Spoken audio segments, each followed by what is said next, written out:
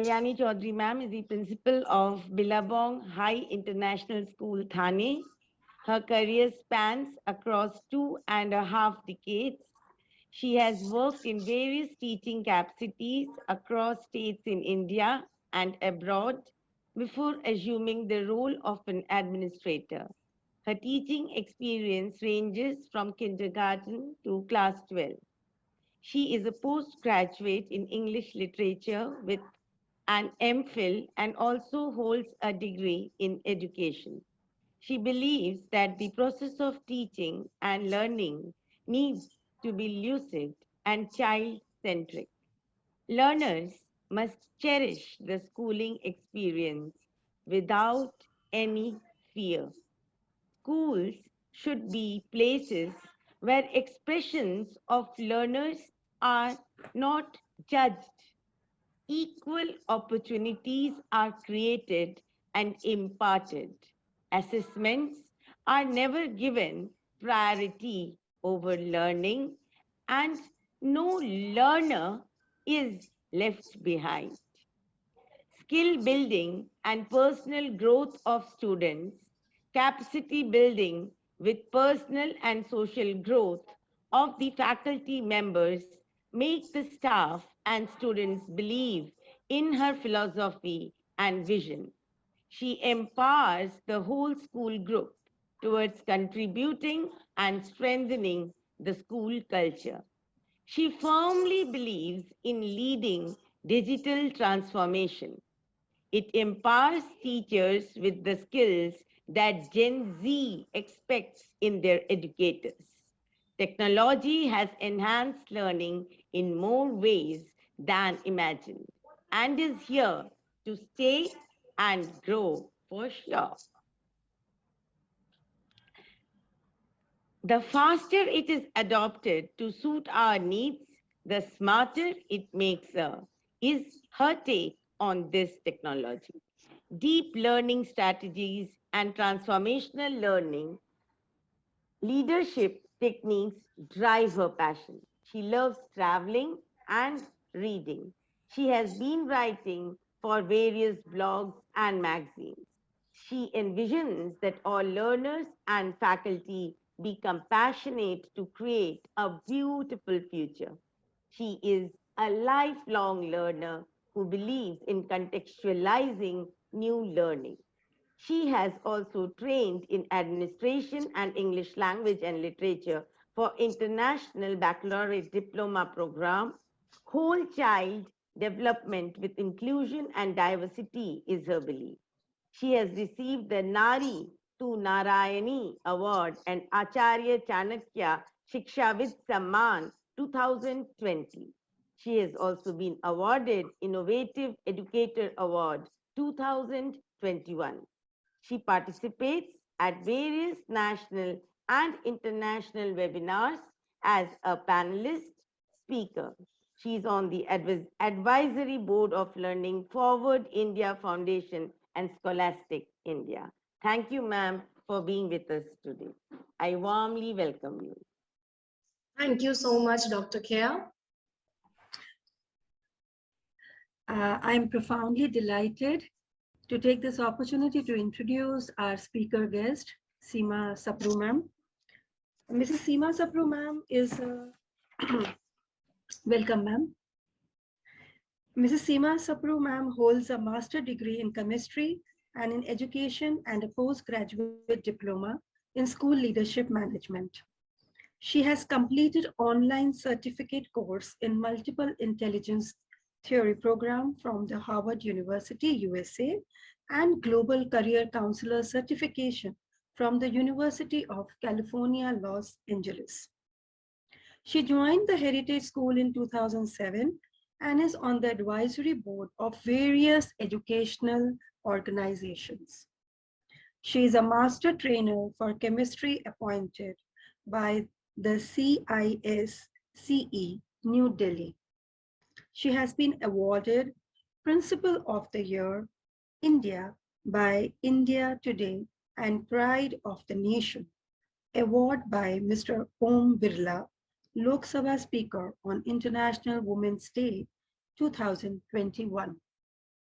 a trained evaluational leader for the International Baccalaureate, and an inspector for accreditation for the CISCE. Mrs. Sapro is a passionate educator. On this note, I take this opportunity to welcome you, ma'am, on our virtual platform. Thank you so much for joining. I would also take the opportunity to introduce Mrs. Ritu Sarvai, ma'am, who is with us. Welcome, Mrs. Ritu Sarvai, ma'am. Thank you so much, ma'am. Ritu ma'am is presently the principal of Sanjeevani International Schools, Shiddi. Previously, she was the principal of Tree House High School, Kalyan, and her interests include she has taken part in planning of the curriculum before the beginning of the academic session. She has reviewed to ensure that the following areas are implemented. She is the recipient of Sanjeevani Academy Award for the Best Emerging Public School in Maharashtra by Asia Education Summit under her stewardship. Excellent exposure in teaching at the secondary level award in the fields of biology and physics up to class 8. She has proven her leadership in variety of settings and has a record of managing multiple responsibilities. She is well informed about the NABT accreditation procedures and completed certified courses on documentation and presentation of NABT. She has been awarded the Rashtriya Shiksha Ratan Award under Best Principal category by MVLA Trust on 22nd December 2019. She has been the headmistress of Sanjeevani Academy CBSE School and principal of Sanjeevani Toddlers, Shiddi and Yorla branches. She has also been the vice principal of Sanjeevani International School, Kharghar, ICSE. She believes that to achieve high career growth through a continuous learning process and keep herself dynamic, visionary, and competitive with the changing scenario of the world, to work in pragmatic way in an organization. That is her motto and belief. Thank you. Thank you, ma'am. We are introducing Mr. Rajiv Kumar Gar, sir. Sir, Rajiv, sir. Namaste, sir. Namaste. It is my privilege and honor to introduce our Rajiv, sir. He believes that true education is all about progression and not examination. With an experience of approx 3 decades, his efforts have always been towards 360 development of his students, not only scaling them in academics, but also imbibing core values and vital skills in their profiles. He is the principal of the Tamag World Academy, Airoli, Navi Mumbai. He holds the position of President, Sahyodaya School Complex, Mumbai and Metropolitan Region. He is a city coordinator for CBSE School. He is also the zonal coordinator training for CBSE schools, chief nodal officer for CBSE evaluation, master trainer for teachers and principals, member of inspection committee and inquiry committee for CBSE schools, a team member in CBSE school quality assessment and assurance program. He has made significant contribution in preparation the accreditation document for quality in educational institutes under the leadership of first chairman of educational committee in Quality Council in India. During his vast period of service, he has written articles on various topics published in different journals and magazines. He has written various books on mathematics, has established institutions on repute like DEV in Western region. He has been honored with various titles and awards for his distinguished services in educational field. Sir, it is our privilege that you are here on this virtual platform with us. Thank you so much, sir, and we welcome you. Thank you very much. Thank you so much, Dr. Kya and Yogita Madam. You have introduced me to today's star-studded panel. Namaste once again. I know that as school leaders, our top commitment is to improve student learning.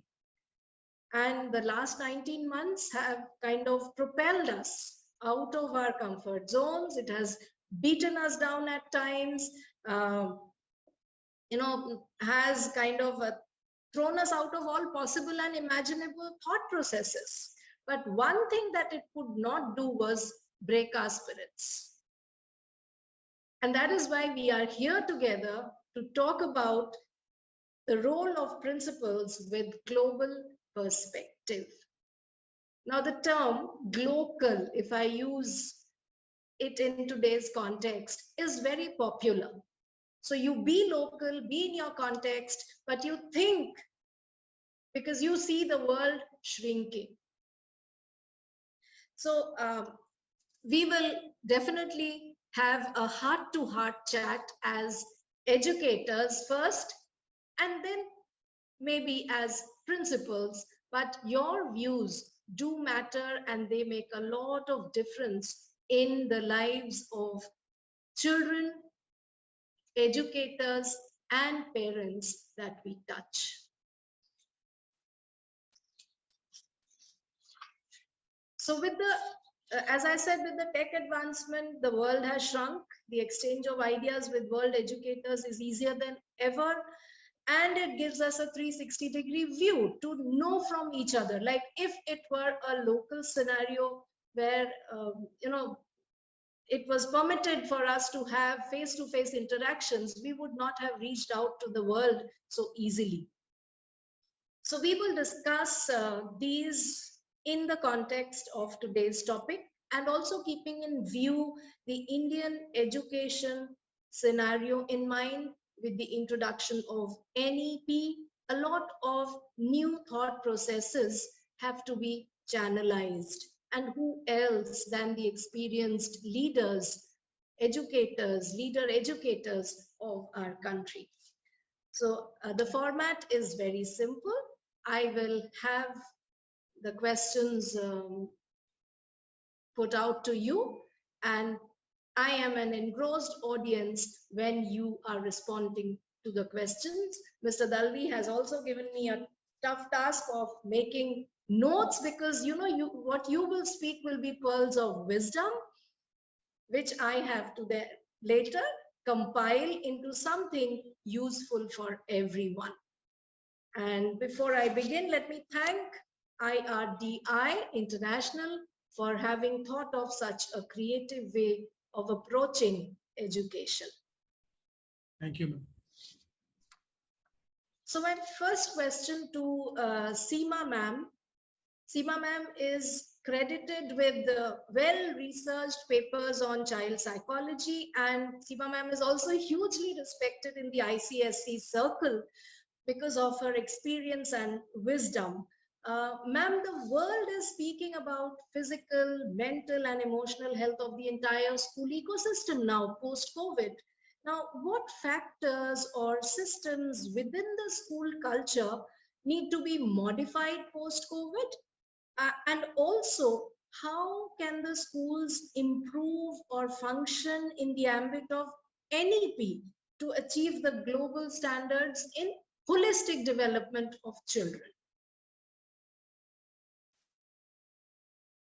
Ma'am, could you please unmute? Yes. Sorry, I was muted. And as we keep reading about it, on WhatsApp chats, that there are teachers who are going to the classroom and suddenly decide that they have to unmute themselves, or they have to mute the kids, because we've become so used to doing this blended kind of learning. So anyway, good evening everyone. And ma'am, please stop me when my time is over, because we as teachers and especially as principals, we have this habit of speaking and we don't stop.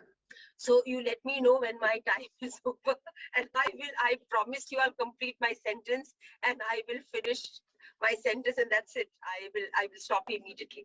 Okay, so I'll begin from the kind of culture we come from, where we certainly believe that children are different.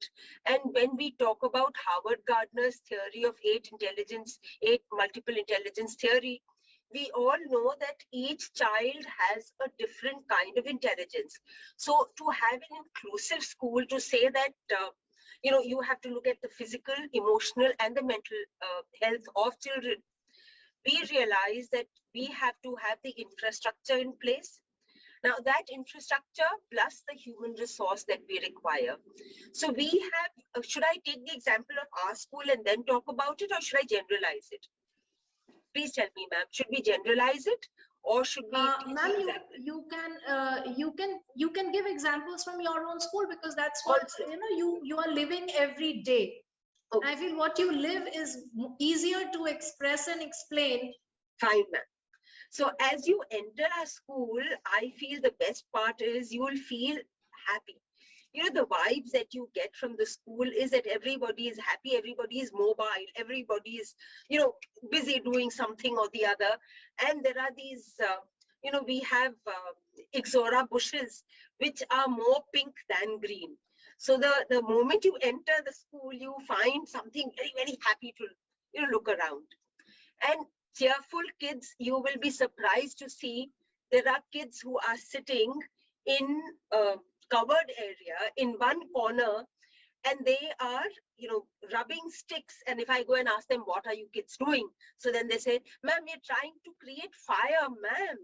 You're not understanding, ma'am. Our teachers have told us if you rub 2 dry sticks or rub 2 stones, we can actually create fire. We can light, a candle or something. So there are children who are doing various different kinds of things. So the idea here is, when we talk about physical, mental, and emotional health. So for physical health, I mean, it's going to be a little, overwhelming for everyone, but we have 27 sports teachers. And these 27 sports teachers are all over the place, making sure when you enter the school, when you go on the steps in the school, you will find something written on the steps everywhere, which tells you can take a double step, you can take a single step, you can take from the left, you can go from the right.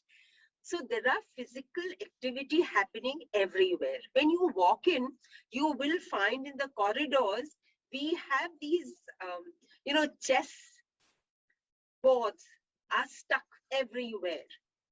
So children can play chess. They just get a few, stones or something, and they start playing chess.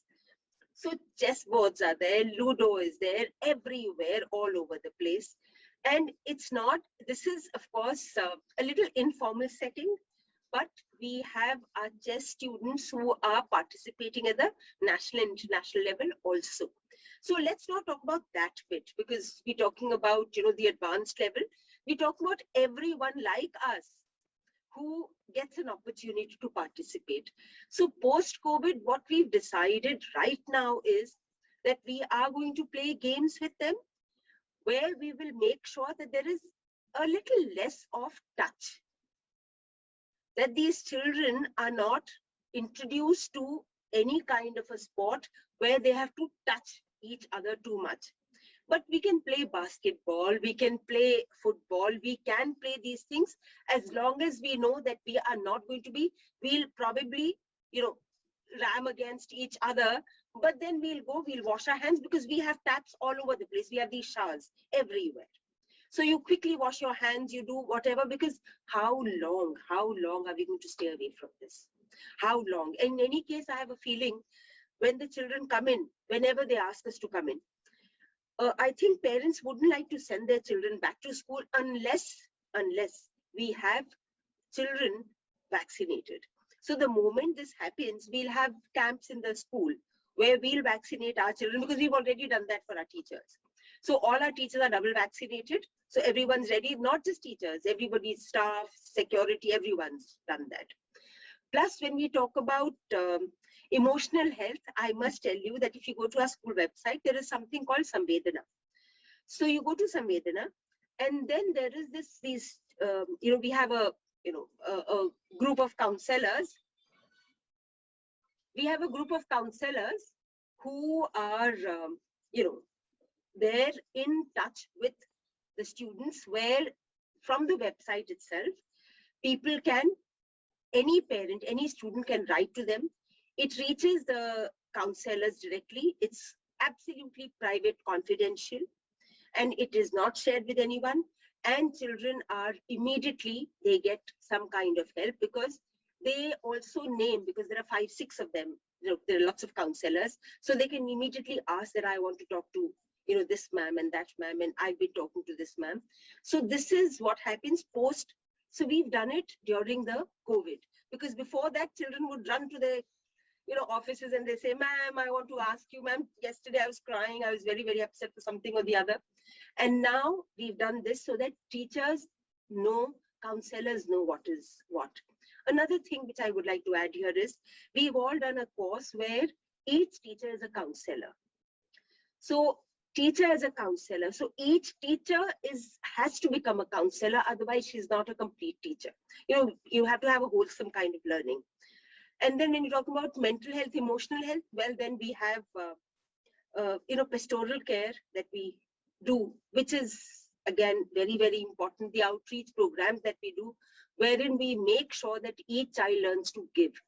And the moment they start giving, you know, in our school, the birthdays are celebrated when children have to come and, you know, donate books to the NGOs. They have to donate books to, we said, okay, no toffees, no sweets, no parties, no nothing, no cakes. You bring in books and we'll donate them to the a school which is called Surya Kiran. We do that. So I think when children give, when they are in the habit of giving and loving and respecting, I don't think they generally, their mental health remains, they're calm. Absolutely true, ma'am. What wonderful ideas.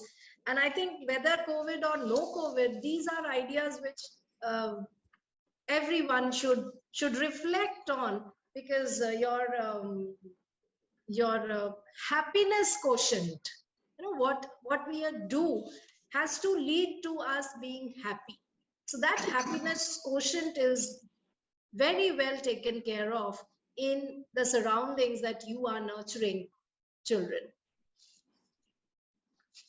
I'll move on to Sir now, Rajiv Garg. Sir, you have been tremendously involved with the CBSE Sahodaya complex, and you have a very logical mind, because a mathematician has to think logically. Now,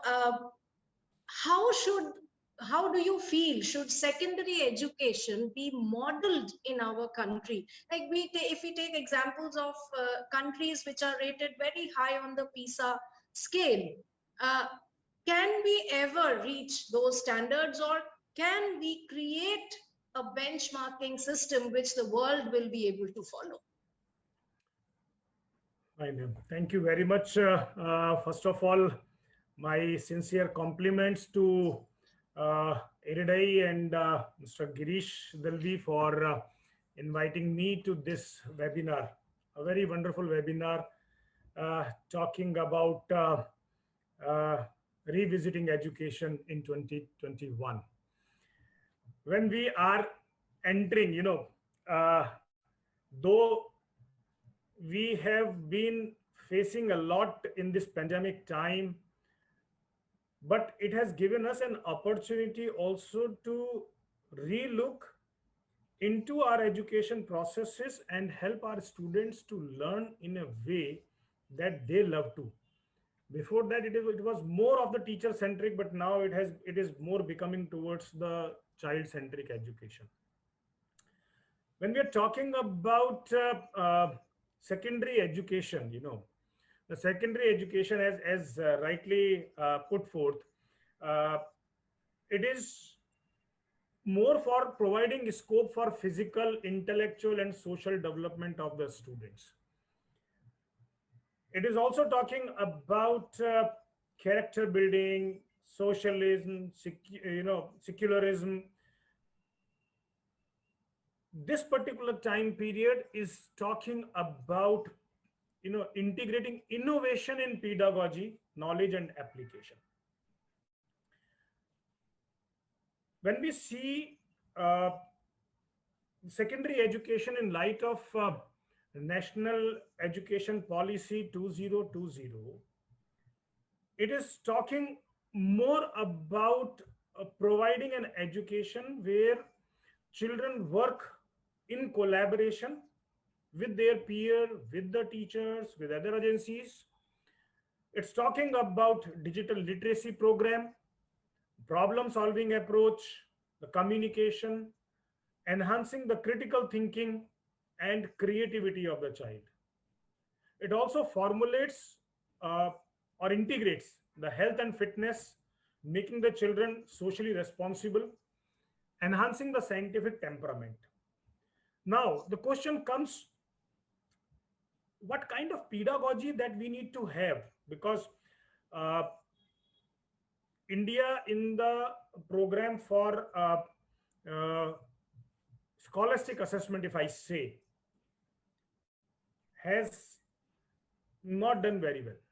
If we talk about PISA, somewhere the students have not done that. India's grading is very, very low in those assessments, in those tests.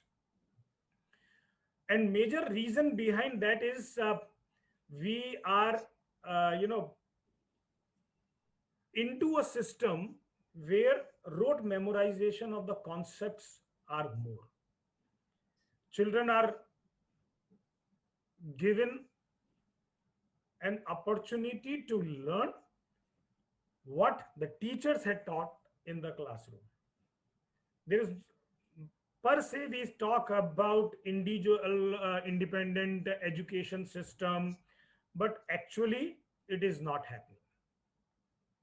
So therefore, when we talk about our teaching learning processes, we talk about pedagogy, we are talking about quickly changing employment landscape and the global ecosystem. The question arises that children should not only learn, but what is more important is how to learn. They should learn how to learn. So the focus should be on critical thinking, problem solving approach. They need to have multidisciplinary approach. So when we are talking about English, how my languages are connected with my science, are connected with mathematics, or how mathematics is connected with my social science. So there could be, adoption of innovative ways, how to absorb the new material in a novel way, in a changing field. That is what is more important when we talk about pedagogy, or when we talk about our teaching learning processes. So Very, very well articulated, sir. yes, So your focus here is innovation in pedagogy and catering to the employment landscape, because we are now nurturing children who we don't know what jobs they will Yes. be doing. yes, So it's like groping in the dark and creating for them a present which will help them tackle their future. 100%. It's indeed a difficult task, but when I have in this discussion, I think something very pertinent has come out, that we need to change. We need to change. It's high time. Let's not delay it anymore, because that's not good for the health of the education sector of our country. With that, I move on to Ritu Sarvahi ma'am. Ma'am is a new age principal, I must say, and she is quite passionate about the environment too. And as I said, that believing that change is the only constant, ma'am has made a mark. So ma'am, my question to you is it possible for Indian schools to ensure that there is internationalism in each and every classroom, irrespective of the state, irrespective of the board? Is it necessary that we bring in international standards into the classroom, think global, and also to achieve that, it's not enough to just dream. The dream has to become a reality.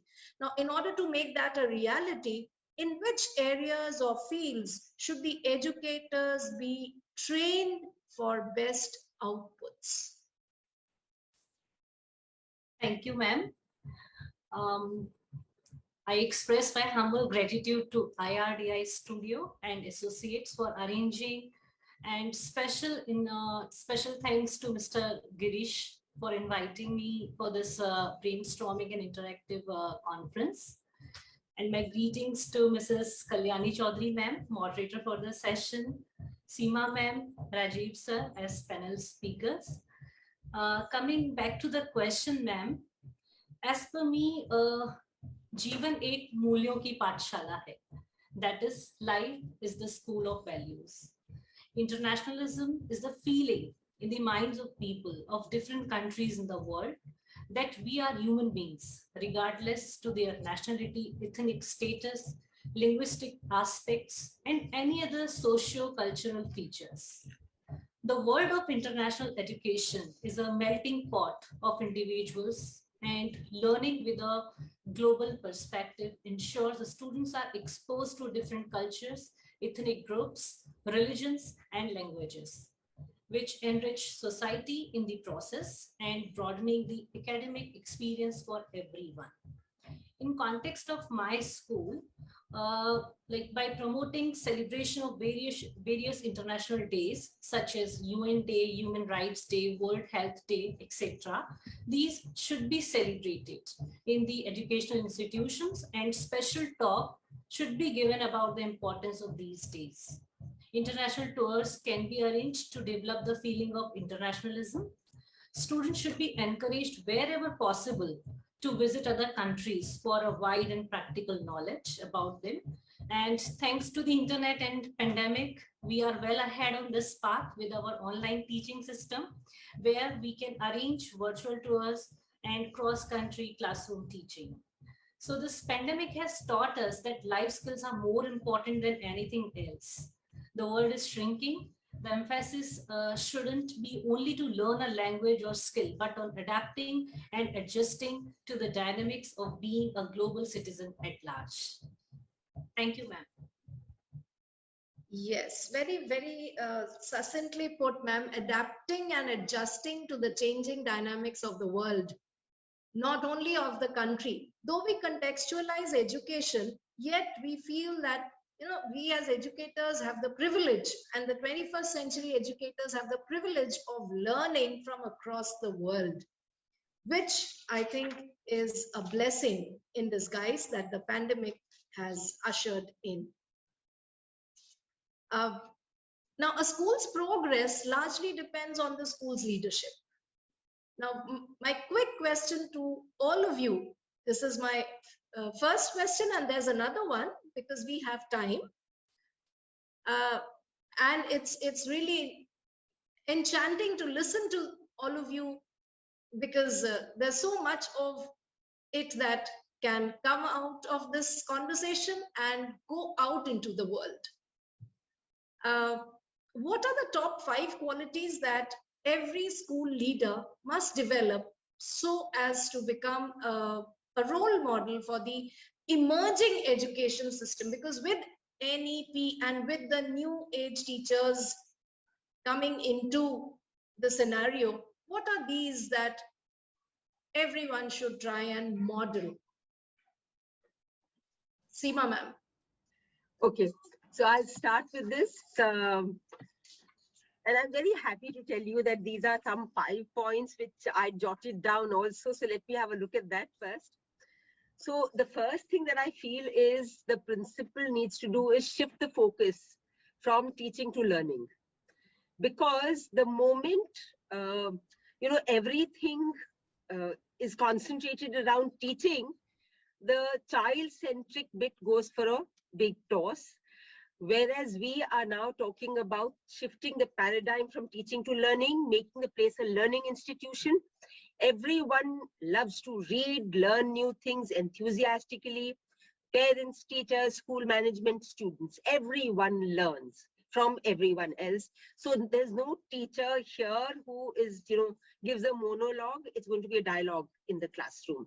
Secondly, a non-judgmental school is created only when the principal, the leadership, make sure that there is discipline and respect for one and all. Third point is, extending and sharing knowledge with everyone, collaborative learning. It's very, very important. Fourth is inclusive in all aspects, integrated inclusive school. Ours is inclusive school where nationality, caste, religion, no bar, handicaps, slow, fast learners, lazy, hyperactive kids, everyone has to be given. And we talk about, equality. I think here we have to talk about equity. So equity in terms of making a school truly inclusive. And the fifth one is being forward thinking, where you have continuous professional development, where we make sure that teachers are,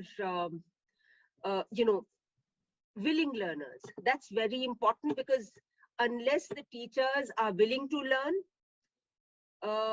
there's not much learning going to happen. And the last bit that I want to say, of course, is the sixth point. But the sixth point is, unlike in the corporate world where the boss is always right, in the schools, principal is not always right. And that is what we have to learn, because we are at times right inside the staff room, inside wherever. We have our own arguments, we have our own discussions. We come to a point, and then when we are outside, we are all together, because we either, we listen to the person who we feel is probably has said the right thing. So all of us agree to that, and then we agree to disagree inside the room, and then we come back and we say, all of us are absolutely okay with this decision. So that's the kind of school we would like to run.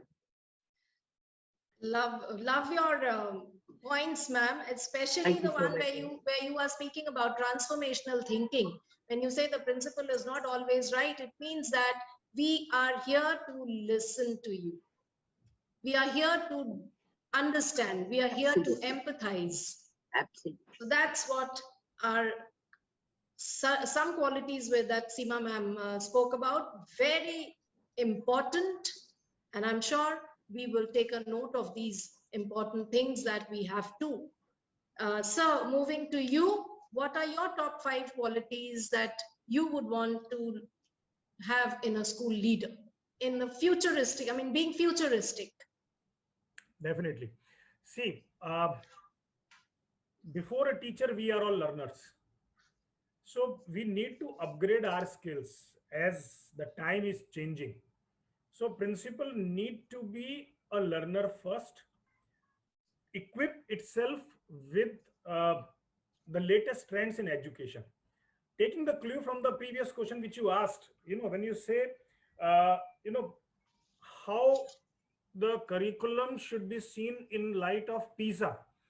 So unless we have competency-based education, unless we have holistic education, unless we have experiential learning processes coming in the school, where the children learn through experiencing the things and connecting with the daily life experiencing, children will not be able, learner. So for that, principal first need to know what are those different pedagogies which are involved, what are those teaching styles which are there. Secondly, the teacher, the principal need to communicate very clearly. There are so many things which are happening, and if you have unclear communication, your performance and your organization's image is going to suffer a lot. So whether you are communicating with your staff, whether you're communicating with your parents, whether you are communicating with your students, whatever you are communicating, you need to communicate with clarity. That is what the things are required. Principal is a change maker, right? And for that change maker, he need to motivate the team. Alone cannot do anything. You have to take the team along. This turbulent times has given an opportunity to motivate the staff. It was because of the motivation force that principals have adopted. coming on the online education and teaching thousands of students on this particular platform without having a physical contact or eye to eye contact, it was very difficult. So bringing all the people on on the same platform to teach and to learn, so lots of motivation is required. Otherwise the staff, the students, they all will become stagnant, and they stuck in by the fostering environment. So that is what is required, a great motivational force. When the principal need to act decisively, they have to take the decision, and once they take the decision, then you have to act decisively on that particular thing. You have to have complete understanding of the problems. Lots of problems have occurred, we all principals, and we know during this particular turbulent time, whether it is related with the academics, whether it is related with fees issues, whether there are so many things happen, right? But at the end, we came out with many more things, amicable solutions also. We communicate decisively, but we act decisively. That is what has brought the things into foray. And delegate more powers. You need to delegate the powers. Yes, You it's all not have to- about my way. It's Yes. not about my way. So My see way. how the thoughts are echoing here. Seema ma'am also feels that, the principal is not always right.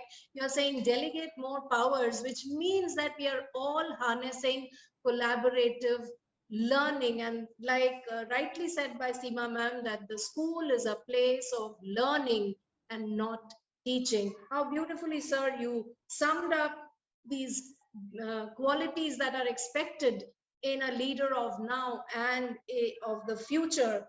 Upgradation of skills, communicating clearly, and acting decisively. Wonderful. Let me now go across to Ritu ma'am. Ritu ma'am, your top five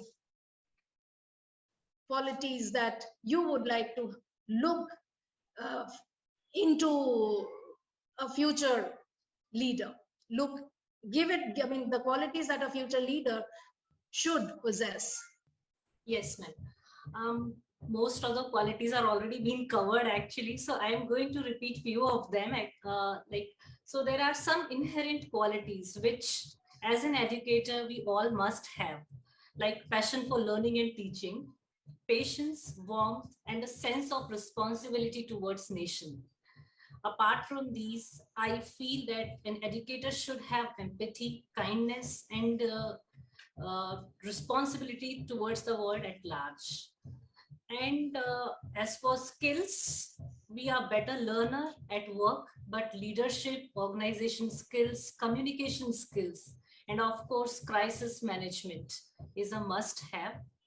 And as a principal, the right attributes I feel creative thinking, problem solving, and evaluating the situation correctly and making a thoughtful decision is of utmost importance. As principal, we also need to be unbiased, fair, consistent, and open to learn, as well leading the team from the front, not just by words, but with actions as well. Thank you, ma'am. Said we have to, again, how it got transferred from sir's decisive action to words and not actions. Words, a man of action is respected more than a man of words. And when people see you doing, people imbibe that. And by people here, I mean the group that we are bonded with. Now, such an interesting conversation. It has brought out, the facets are so very clear to us now that in the near future, or when Ritu ma'am says that crisis management. So I think if we can teach this to our children in the classrooms now, how we managed crisis, I think every school should create a module to be done by students of every class. how to manage a crisis when it occurs, because this occurred and we were thrown out of gear. We didn't know what to do, how to do, how much to do. Like sir previously said, that it is, we have to teach children how to learn and they'll figure out what to learn. So I think that point must be taken across. Teaching crisis management as part of the life skills lesson should be included by every school. Interestingly, we do courses, like leaders are always looking for courses to upgrade themselves. You know, oh, let's do this, and you definitely learn out of all those. But then do you think that, like the administrative staff college that we have, which creates the finest of bureaucrats, should there be something like this for even the educators and the principals, where, you know, we mandate that so many hours of training at intervals is a requirement to run a school or a college? Will that help? Seema ma'am. Ma'am, please unmute.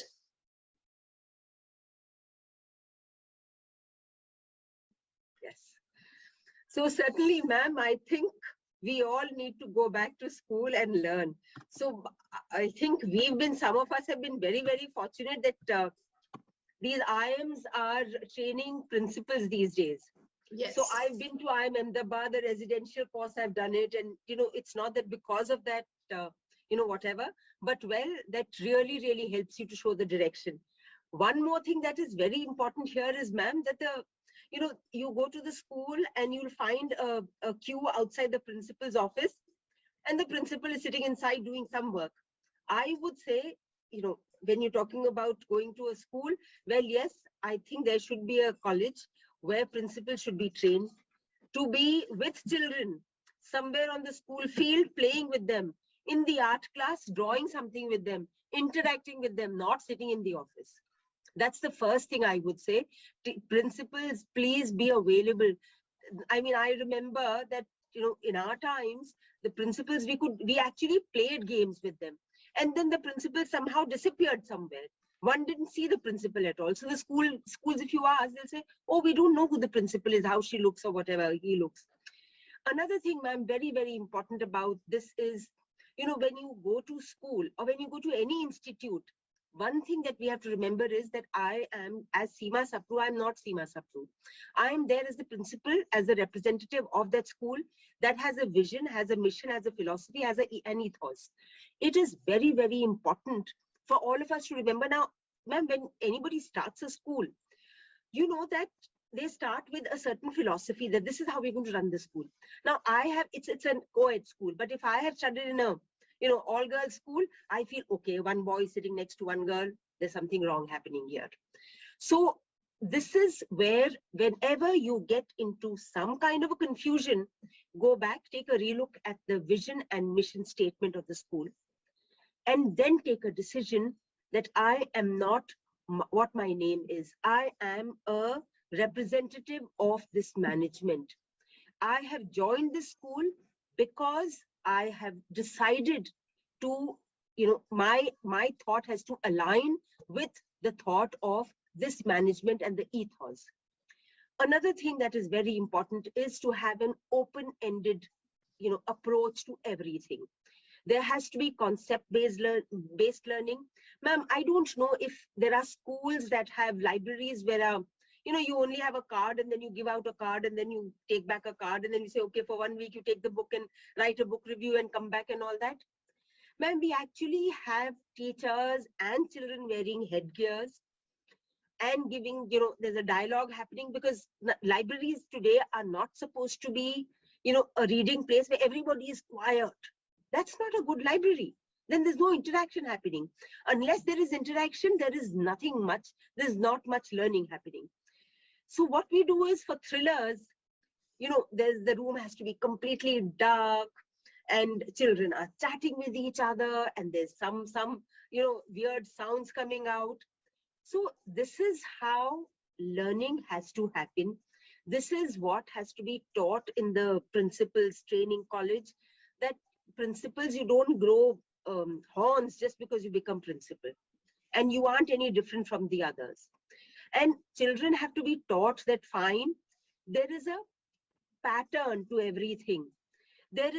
You have to reason out, you have to question everything, find a justification, verify a justification with a historical or a scientific evidence. Learn, share knowledge. I mean, I don't know how much can I think I've overshot my time once again, but you see, this is what I would like to say is that, make learning fun. Let everybody just have fun. Let everybody come to school and say, let me do a little more. This is truly the open-ended approach that you are speaking about. And the pattern, like there is a method in madness, as we all know. Yes. So there's a method in everything that we do. In our school, we all mad people. So, And we love sir, it. what's your view on this?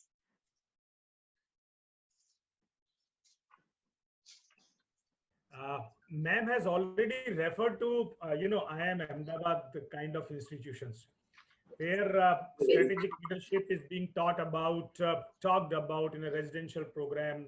Principals are involved, school leaders are involved in that. Yes. See, the question here is, principal is a teacher, principal is a communicator. So, and principal is a role model also. So definitely, there are many tasks in one person. Therefore, they need their skills to be sharpened. Unless the skills are not sharpened, the things will not happen. So principal is representing a community of parents, community of teachers, community of students. So those leadership skills, how those leadership skills will be reflected, how those things will be coming out. The principal need lots of training aspects on that, an ability to adapt and innovate. This is Absolutely, absolutely, sir. Principals are interacting with other principals, other leaders. They have to imbibe when they start interacting with the people, right? The visibility quotient of the principal. How Yes, the will become yes. Now we've been talking like principals as professionals, but there's a very important aspect of principal as a person, the personal life. What we are here, is that what we should be everywhere? Or is there a way that we, this responsibility comes with a lot of loneliness also. So the office is often, like in a tornado-like situation most of the days, where you are involving yourself in conflict resolution, but it's also the core of creative ideas. And we've seen how beautifully the creative ideas have been portrayed here in today's discussion. Now, how can a principal maintain their composure? It's very important. At the end of the day, how should we, as the most responsible people in the institution, rejuvenate ourselves? Ritu ma'am. You're on mute, ma'am. And first of all, as principal, I feel it's a journey. And we learn through evolution from a teacher to the head of the institution. We learn through our experiences and deal with the situations. And this is a daily process for us. What I feel for rejuvenation, we have actually, when we meet the similar kind of people, we discuss many things. And this is one of the way we learn from each other, and the amount of resources we gather when we all get together and discuss. And this is also a very large platform to discuss case studies and reach to the solutions and make path-breaking remedies to improvise and enhance the teaching learning process. Apart from that, like in ICSC, we have many a times AISM meetings and all where we meet and talk to each other. This is another way we come in the contact with each other. And apart from that, family life, of course, that is very important. We should be meeting, we should not ignore actually our families and friends, and should be keep meeting them. Very, very important aspect, because if your personal life suffers, then the professional life also suffers. So, Seema ma'am, one word for how you enjoy your time, your me time. Ma'am, please unmute. I'm a fitness freak, and I like to do a lot of yoga and meditation. So I do that, and of course my family is there. So I go back home where my husband and my children make sure that, you know, I'm told very clearly that, you know, well, who are you? So I'm not alone in this race. All of us are in the same journey and sailing in the same boat, all of us. And Rajiv sir. Ma'am, of late I developed a habit of maintaining good health, and of course I traveled a lot, driving for long things, for long journey. It is my passion, and try to speak to the people, try to know the people. That is how I try to make myself emotionally balanced, right? And of course I have a habit of delegating the responsibilities. Therefore you know, I enjoy whenever I'm out of the school. That is what I'm trying to do. I feel confident when I delegate the responsibility and I see these people are doing good. So I feel confident, and hence that is how the things are there. So self-awareness kind of aspect and Lovely, self-management. lovely. Yes, That traveling does a lot. help you unwind. And as an educator, I also believe that having that time to myself helps me become more creative, helps me think better. So what I do is I try not to lose the compass when I am in the face of the tornado. I use this word time and again because that's what goes on throughout the day. At the end of the day, when you are relaxing, you're actually reflecting Yes, as to yes. what mistakes I have acknowledged. Have I taken action? Have I overcome the negative temptations? And I feel that, you know, consciously slowing down our pace helps. Lots of self-realization also Yes, happen, you know, and consciously. We have to do it consciously because we are always on the go. yes, So what I personally believe in very strongly is that reading helps me a lot. Resetting the attitudes. We also, like ma'am said, the principle cannot always be right. So you have to reset your attitude, rearm your beliefs, and react for a greater commitment. So for me, like ma'am, yoga helps a lot, meditation, and also just sitting in silence, you know, where you are reflecting as to what you are and who you are and why you are, helps. So thank you everyone. What a fantastic discussion. Takeaways are, you know, takeaways can go on and on and on, and I can build on something beautiful on what I have learned today from all of you, that we need not be a perfectionist, but we have to be the you know, a possibilist. I would call it a possibilist. Look at opportunities that are coming your way, and to be extremely patient as change. We talk of the global perspective. Change takes time. So let us be patient and let us look forward to a wonderfully global education scenario, a wonderful global education scenario in our own country that the world will talk about. Thank you so much. Have a wonderful evening, and I hope I am able to to, collate all the beautiful thoughts that you have shared with us today.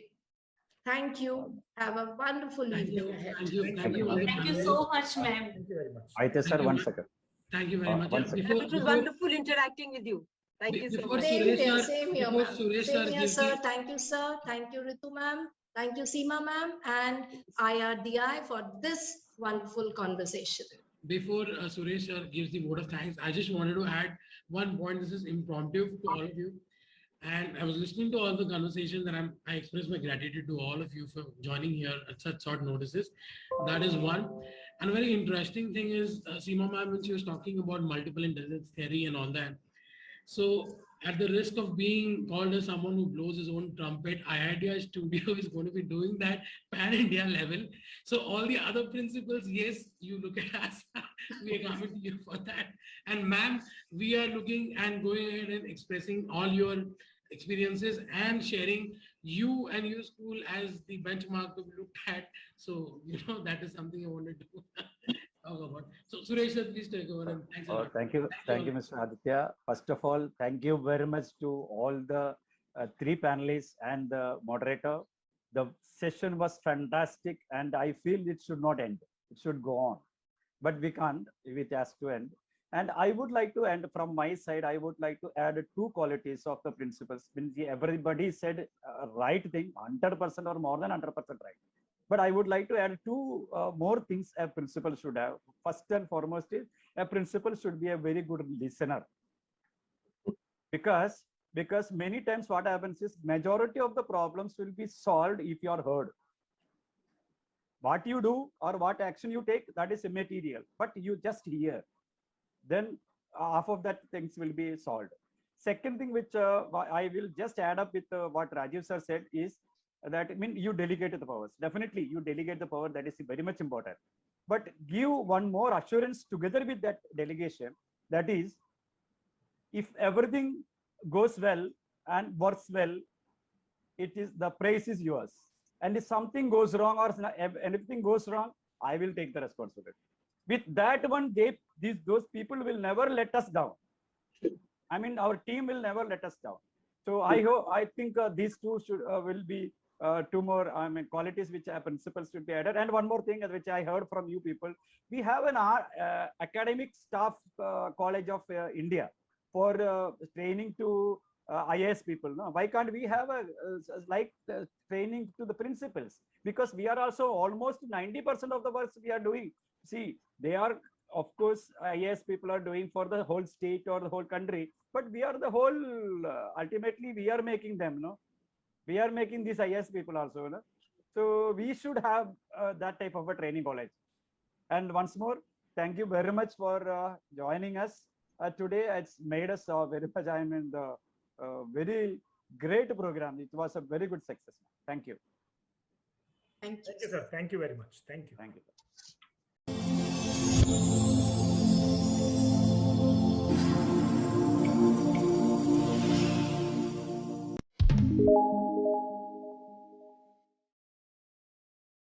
IDEA is Individual Resource Development International. It is a complete journey offered to the students to be prepared to lead a progressive life. This initiative is an effort by the like-minded professionals who have learned about life by their own experiences and by eventually realizing what seeds could have been sown to do better in life. We at IDEA Studio want to be the torchbearer in assisting the self-development of a child and help young minds see clear and a confident path to tread on. We want children, especially the ones in their teenage, to be well-groomed, independent, and judicious from an early stage in their lives.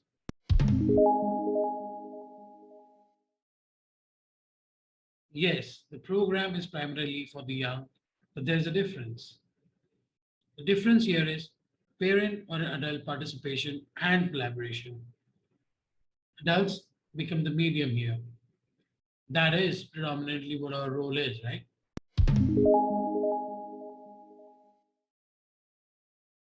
To begin with, we make the children go through a series of tests while offering career guidance and counseling to them.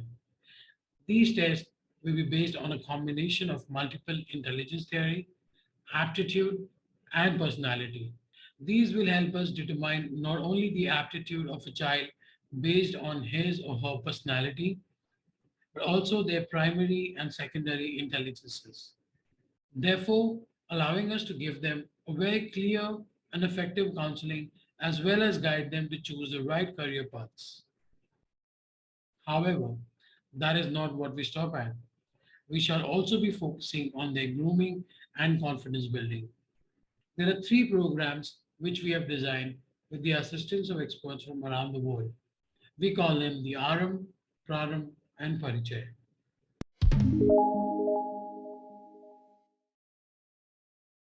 Aram is for classes 5, 6, and 7, focusing on life skills, mind frame, knowledge quotient, interest, and hobbies. We believe this as the foundation for students to be better prepared as they have almost entered the adolescent phase or are about to. Next is Praram. Aram is the beginning and Praram is about being focused. This program is for the 8th, 9th, 10th standard students who have the desire to do something or are dealing with inner conflict which does not allow them to grow mentally, physically, emotionally, and socially. They only follow, which at this stage could seem to be true, but is only temporary and could actually affect the future, which is a very long, responsible, and a challenging phase. Let me help you understand this through numbers. Childhood is 0 to 10 years. Teenage phase is 11 to 19 years. Youth is 20 to 25. Human lifespan in a normal condition is at least 60 years. If we deduct the first 25 years as adults, the child needs to drive the next 35 years. Childhood was love, care, and guidance. Teenage was excess attention, love, peer pressure. Youth was love, expectations, and compulsions. All the three stages reflect concern and cooperation, but adulthood is responsibilities and independence, which many a times brings in fear, which compels us to be less experimental, lack the guts, and we become followers. So Praram provides the foundation to build the potential through individual capacity and emotional stability. Parichay is the last leg of program, where it is all about focus, setting goals, being enterprising, being human, being realistic, and connected to people, place, and emotions.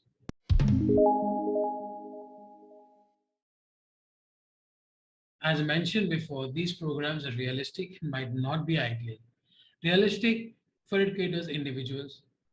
Every enrolled student will be cajoled, will be encouraged, and walk through along with the assigned counselors, along with their parents.